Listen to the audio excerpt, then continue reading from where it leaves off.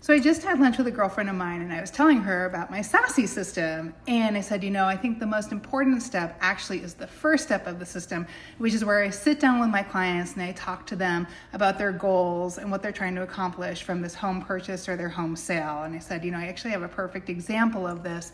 I had been working with a client this year and she said to me early on, I want to sell my house, buy a smaller house, and take the money that I make from the sale and I want to put it into my nest egg for my retirement. And I said, that is a perfect plan.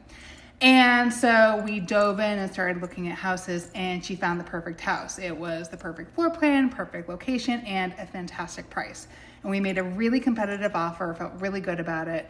And all of a sudden it became this crazy bidding war and the price just kept going up and up and up. And all of a sudden we were talking about prices that we had never discussed in our initial consultation or even in all of our searches.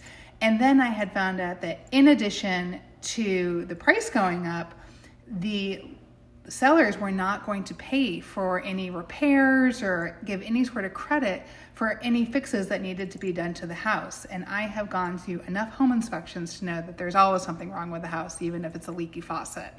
And so with all of this in my mind, I called my client and I said, I'm getting really concerned that the price is just getting really high and we're at a higher price point than what we had originally discussed. And if you want to go there, it's totally fine, but I also don't want you to have any regrets about this purchase you're going to make. And she said, I really appreciate it. Let me think about it and I'll call you back. And so about an hour later, she calls me back and she said, what, Jess, I totally agree. This is going to cost too much money and I'm going to be annoyed and I'm going to get annoyed every time I walk into this house and it's just not worth it. So let's pull the offer and find another house. And so that's what we did.